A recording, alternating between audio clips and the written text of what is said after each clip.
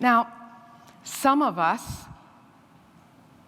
were blessed to choose to be generous, capitalizing human capital, and others invested in physical capital, and still others invested in intellectual capital for the last 370 years.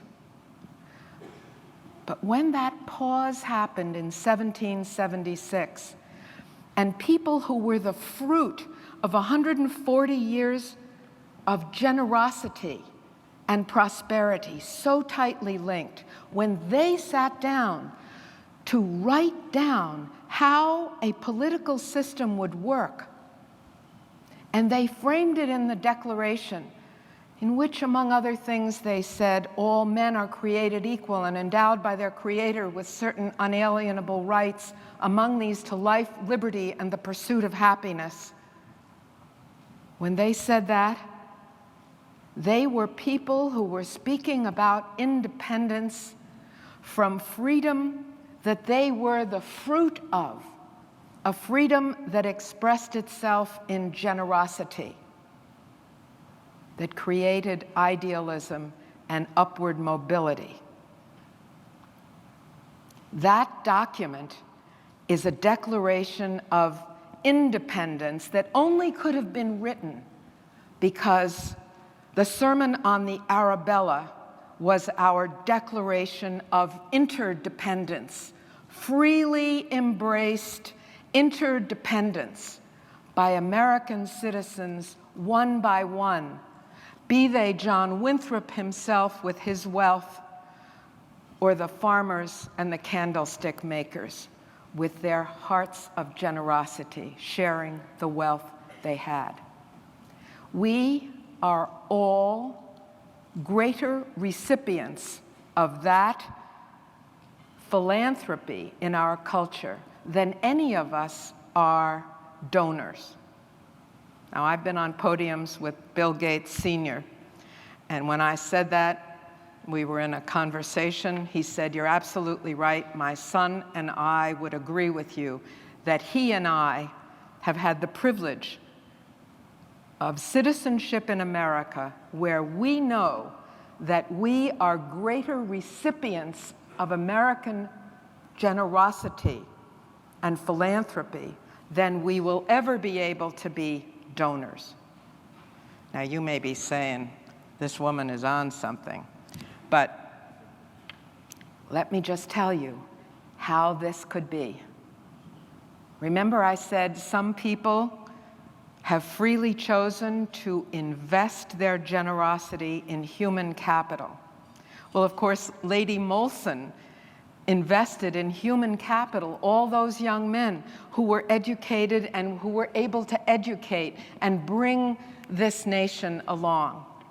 But more recently, in our own time, many of you are investors in human capital.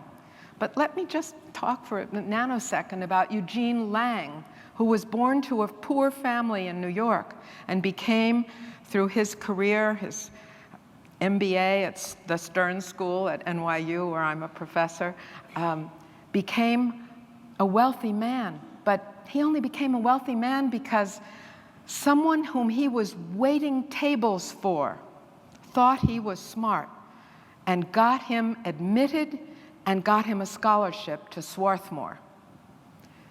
And his payback, remember that circle, his payback was to start the I Have a Dream Foundation all over the country. Many of the states that you come from have dreamers. And the cohort that most dreamers come from are from families where the expectation to attend college is about 9% of the cohort. And dreamers attend college at the level of 87 to 91%.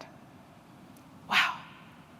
That means that the investment of Eugene Lang and all of those who've set up I Have a Dream foundations all over the country have maximized the gift that God gave to those families that in another country Name your favorite G8. I don't just mean developing countries, but developed countries. Had those kids been born there, they wouldn't have had a chance to maximize that gifted capital that Almighty God placed in them. But here in America, someone reaches out, investment in human capital. And that human capital has been our gift through hundreds of years. I often think that when we walk into a doctor's office or a hospital or a law office or a classroom and someone is there with a name tag, I always want the name tag to say, so-and-so, brought to you by, and then the whole list of people who've given them scholarships and fellowships and postdocs and opportunities to move forward in their careers in ways that the status of their parents never would have permitted. Only in America.